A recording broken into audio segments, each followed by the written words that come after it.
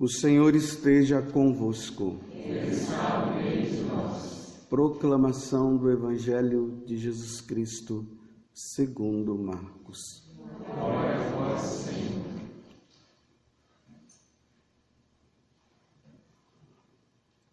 Naquele tempo, Jesus subiu ao monte e chamou os que ele quis, e foram até ele. Então Jesus designou 12 para que ficassem com ele e para enviá-los a pregar, com autoridade para expulsar os demônios.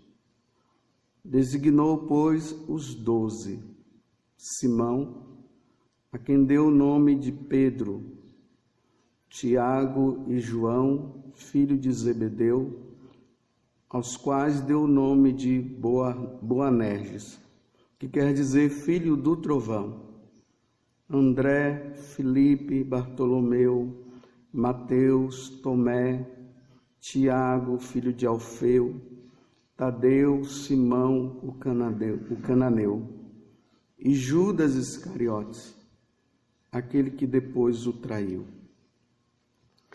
Palavra da salvação. Glória a vós, Senhor.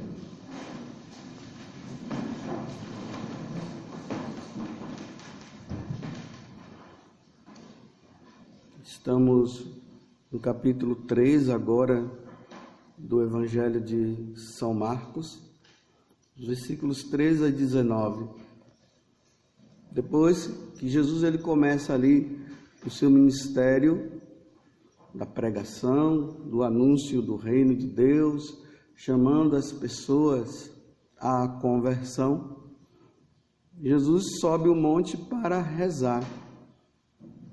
E ali, depois que ele desce, ele vai escolher aqueles que iriam substituí-lo, que iriam representá-lo quando ele voltasse para a casa do Pai. Então, ele agora reúne os 12 apóstolos, aqueles que seriam enviados para pregar, para anunciar a boa nova de salvação. Eles que deveriam ir para todos os cantos do mundo, ide por todo o mundo e pregai o Evangelho e batizar. Eles foram chamados a isso. Eles precisavam levar as pessoas a compreender que Jesus é Deus, que a verdadeira religião se basearia tendo Jesus como centro. A verdadeira igreja seria a Igreja Católica, e assim por diante. Só que aqui nós vamos vendo a lista, dos apóstolos, e sempre aqui no final, eu sempre me deparo com essa questão de Judas, quando diz que ele foi aquele que depois o traiu. E aí, por que Judas ele acaba traindo Jesus? Porque se percebe-se que não houve assim uma conversão. Judas estava com Jesus, mas ele tinha a maneira dele de pensar e de ver o mundo.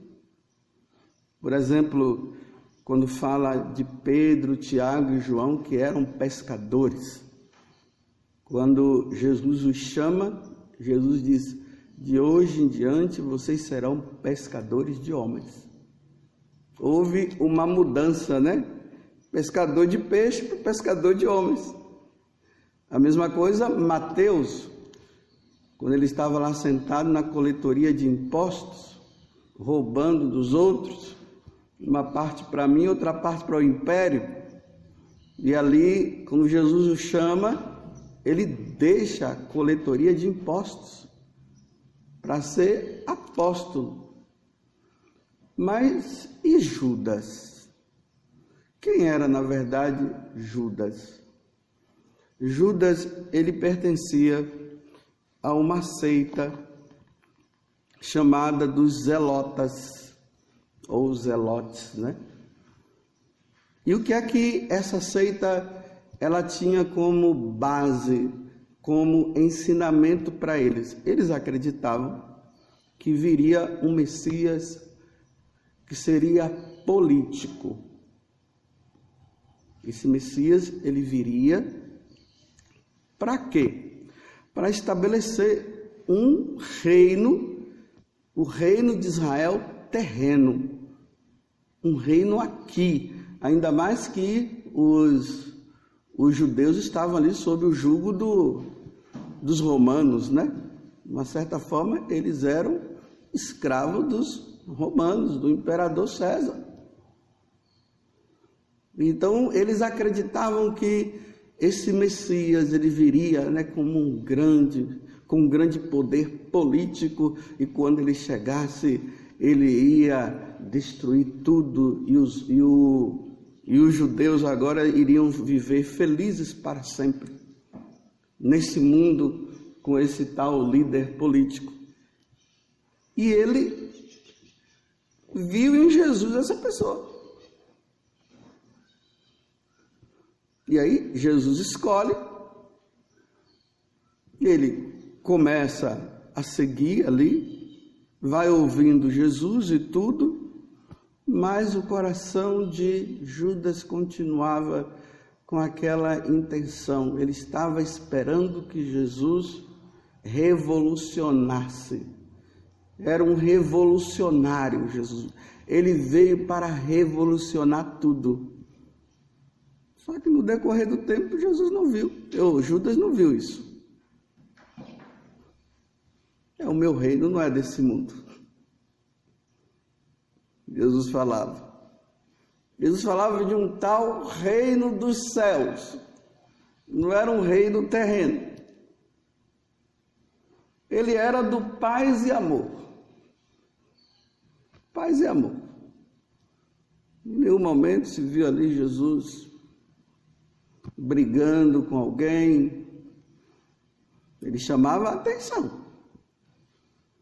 Ali no templo de Jerusalém, Jesus pegou o chicote e mandou o povo embora. Mas não que Jesus tivesse ali para destruir, né? Como se tivesse assim aquela classe que deveria ser destruída, a classe dos ricos, porque só os pobres, é como se veio só para os pobres. Lembremos que lá na casa de Lázaro, após a ressurreição de Lázaro, né? Aí uma das irmãs de Lázaro estava lá, aí pegou o perfume de nardo, foi lá, começou a ungir os pés de Jesus. Aí Judas, né, olhou assim, se ela pegasse esse dinheiro que ela gastou e desse para os pobres. Aí Jesus olhou e disse: pobres sempre tereis pobres, mas a mim não tereis sempre.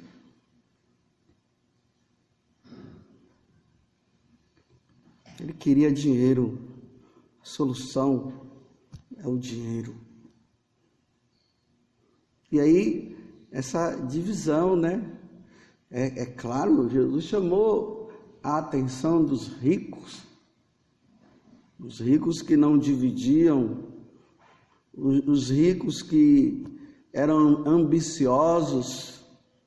Lembremos daquele homem lá que, depois de ele ter feito toda a colheita dele, aí ele sentou e disse assim: agora sim, eu já posso usar da minha vida, agora que eu tenho tudo pronto, está tudo aqui, eu vou ficar numa boa. Ele disse: seu imbecil, hoje mesmo tu irás prestar conta de todos os seus atos. Mas quando Jesus ele fala da questão dos pobres, aos pobres em espírito, aqueles que não têm Deus no coração, porque tem rico que é pobre porque não tem Deus. E tem pobre que é rico porque tem Deus, embora materialmente ele não seja. É claro que Deus não quer a miséria. E é por isso que quem tem deve dividir com quem não tem. né? Ninguém é tão pobre que não possa dividir e não possa ajudar uma outra pessoa que esteja precisando. E isso é justo, é justiça isso.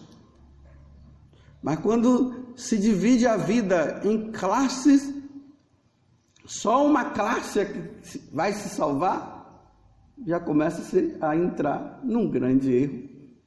Olha quantos santos ricos na história da igreja, rainhas que se tornaram santas, e tantos outros. Aí, quando Judas passa a não olhar mais Jesus como Deus, mas como um homem, aí o que é que ele faz? Bem, se ele não resolve, eu vou tentar resolver com as minhas próprias forças. Esse é o cuidado que nós sacerdotes precisamos ter diante da missão que Deus nos deu. A nossa missão é de salvar almas. A nossa missão é de levar as pessoas a compreenderem que Jesus é Deus e que a nossa vida, ela jamais terá sentido se Jesus não for o centro. Jesus precisa ser o centro, Ele precisa ser o centro. É preciso indicar Jesus. É preciso dizer que nós precisamos acumular tesouros, não é nesse mundo, mas no céu. Que nós temos que nós caminhamos para um lugar que é melhor do que esse. Que um dia nós iremos prestar contas dos atos que nós praticarmos, os bons e os ruins. Que nós não podemos nos utilizar de situações maldosas para tentar resolver problemas e depois daí tirar um bem. Não, isso jamais. Os católicos são da paz. Porque Jesus é da paz. Quando nós sacerdotes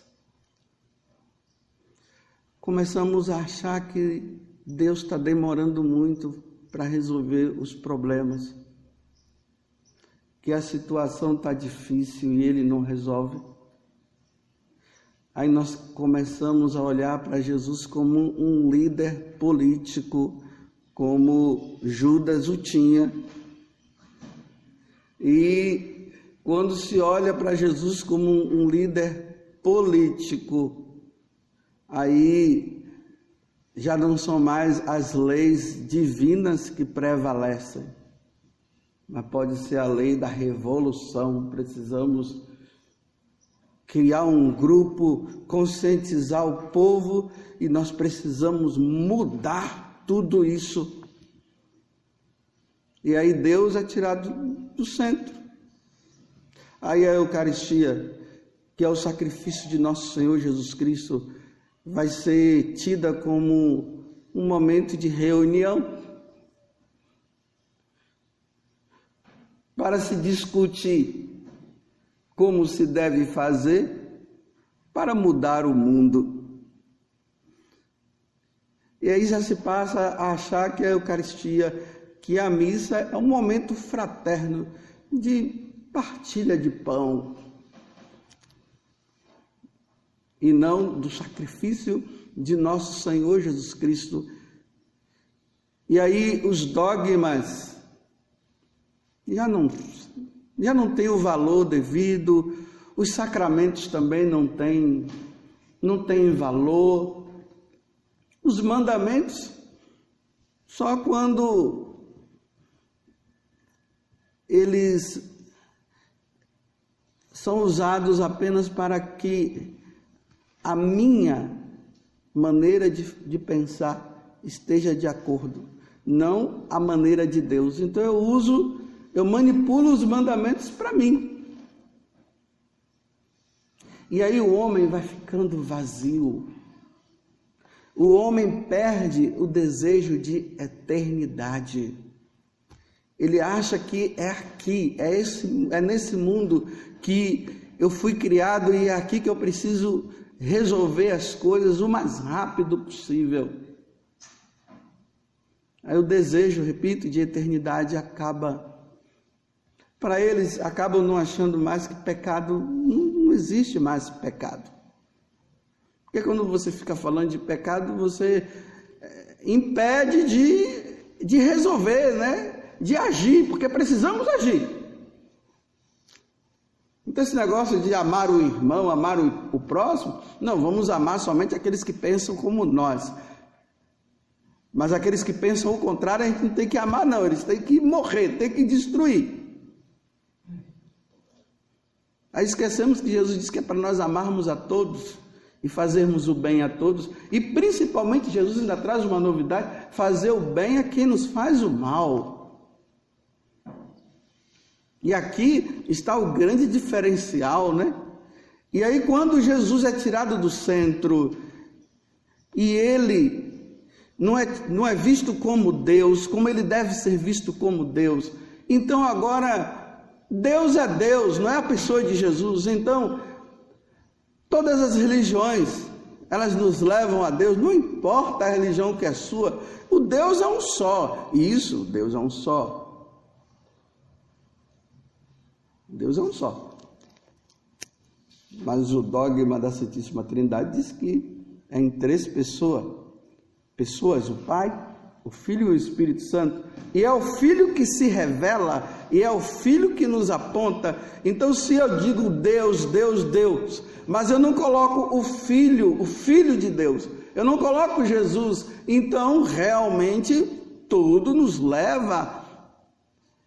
O que importa é que nós nos unamos numa fraternidade todos juntos para mudar esse mundo, porque esse mundo, Deus veio para nos dar um mundo novo, e o mundo novo não se refere à eternidade.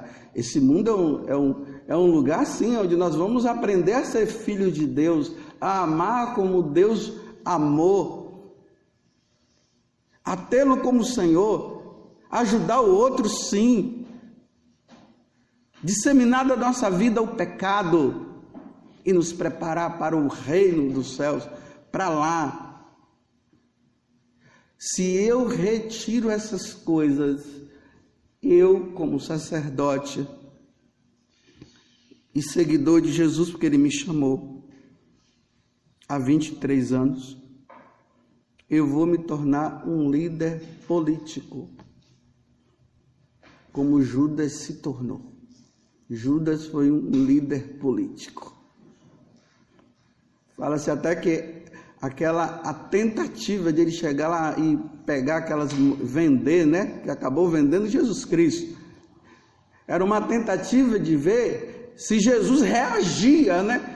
Os soldados vindo, pegando Jesus, e poderia reagir. Agora, aquele líder político, né? Existem alguns teólogos por aí que falam que a intenção foi essa, mas ele foi, beijou Jesus, Judas, com um beijo tu me traz, e ele vê Jesus sendo levado, nenhuma reação, quietinho. E aí ele se depara, né, com o remorso de ter entregue, ter matado, de ter entregue Jesus, aí ele acaba se matando. E ficou reconhecido como o traidor.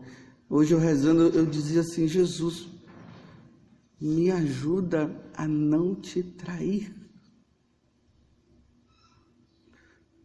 Porque eu poderei trair Jesus. Eu poderei trair Jesus ensinando vocês errado. Dizendo para vocês que o reino é aqui. Eu trairei Jesus dizendo para vocês que não existe pecado, que todas as religiões levam a Deus. Isso é uma traição. Então, se todas as religiões levam a Deus, para que então o envio dos apóstolos? Ide por todo mundo e pregai o Evangelho. E como Paulo diz, tragam todos a obediência de Deus. Aí Paulo começa a perceber que não era só os judeus, mas ele percebeu que os gentios abriam um coração para Deus, então ele se torna apóstolo dos gentios, e ele leva Jesus para eles. E quantos que foram batizados, aqueles gentios que tinham seus próprios deuses, ele não chegou lá em Atenas dizendo, estava lá o Areópago com aquele monte de deuses, e ele disse, não, fiquem tranquilos, todo mundo, fiquem em paz, que tudo leva a Deus. Ele pega o Deus desconhecido, aquele altar que não tinha ninguém, ele diz, é a esse Deus que eu quero falar para vocês. E aí ele começa a anunciar e mostrar quem era Jesus. Aí na hora que Jesus falou na hora que ele falou da ressurreição, os caras, deixa para lá, não acreditavam na ressurreição, e deixaram Paulo de lado.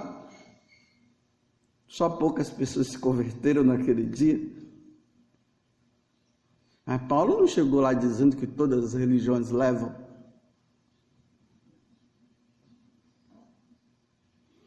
Vivemos, irmãos, tempos difíceis e confusos. E mais uma vez eu vou dizer para vocês, se apoiem na sã doutrina, a doutrina da igreja. Comecemos ali pelo catecismo, que está resumido todo a nossa fé, nos símbolos dos apóstolos, na moral cristã, na oração, está tudo ali.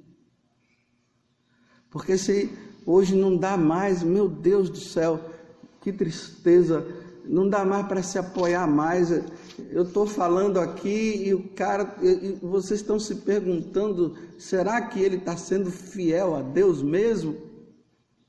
Porque de repente eu posso aqui falar alguma coisa que não tem nada a ver com o que a igreja ensinou. De repente eu posso estou aqui e estou incitando vocês a se tornarem revolucionários. Que difícil. Antigamente não era assim.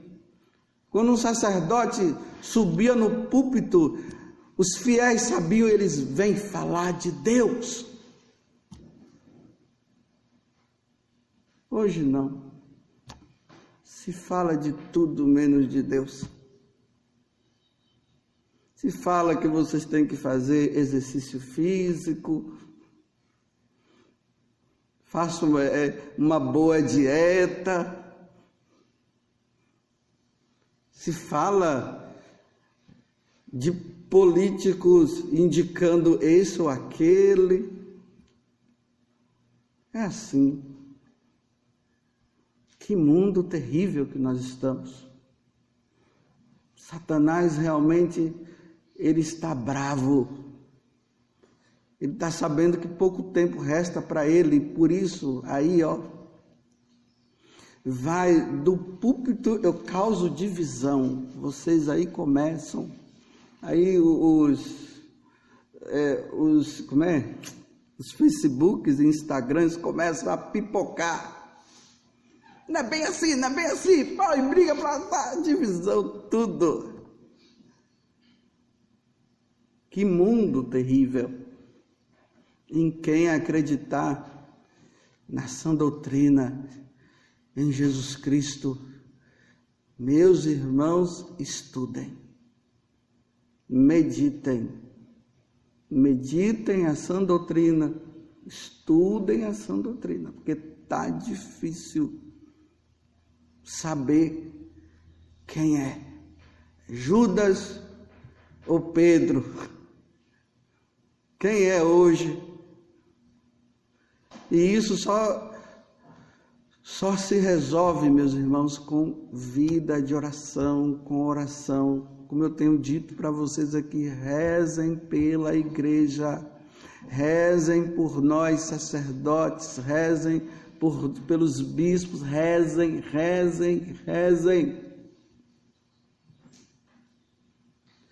para que nós não sejamos revolucionários, mas que nós sejamos padres. Que nós apontemos para vocês o céu. E aqui eu termino lembrando mais uma vez do cura Darcy, né? Vocês já sabem do que eu vou dizer, mas é bom sempre relembrar. Quando ele vai para Ars, não sabia a direção. Chega lá numa bifurcação, uma estrada leva para uma cidade, outra estrada leva para outra, não tinha placa nenhuma indicando para onde aonde é Ars. Foi para lá que me indicaram, o bispo me indicou para lá. Aí encontra aquele menino e ele diz: meu filho, me aponte Ars, que eu te apontarei o céu. E aí tem aquela imagem, né? O menino assim, e ele apontando assim o céu, na imagem, né? Que tem. Diz que é lá na entrada da cidade de Ars, eu nunca fui. E diz que com o decorrer do tempo, aquele rapazinho que se tornou homem depois, se tornou santo. Porque o cura Darcy não foi um Judas, ele foi Pedro. Porque o cura Darcy apontou Jesus, apontou Deus, mostrou para eles que a única coisa que pode preencher a nossa alma é Deus. Deus é tudo. Quem tem Deus tem tudo. Não é tudo material, não. É Deus mesmo, porque Ele é o Criador de todas as coisas. Se nós temos Deus, nós temos tudo. Que Deus me dê a graça de ser fiel. Que Deus dê a graça aos meus irmãos sacerdotes a serem fiéis e que nós apontemos Deus, Jesus Cristo, apontemos o céu, porque para isso nós fomos ordenados para apontar o céu, perdoar os pecados, eu te absolvo em nome do Pai, do Filho e do Espírito Santo, consagrar, isto é meu corpo, isto é meu sangue, que é dado por vós, para abençoar e para mostrar que o verdadeiro líder, que todos os líderes devem se apoiar, é no verdadeiro líder, o líder de todos os líderes, que é nosso Senhor Jesus Cristo. Louvado seja nosso Senhor Jesus Cristo e a nossa Mãe Maria Santíssima.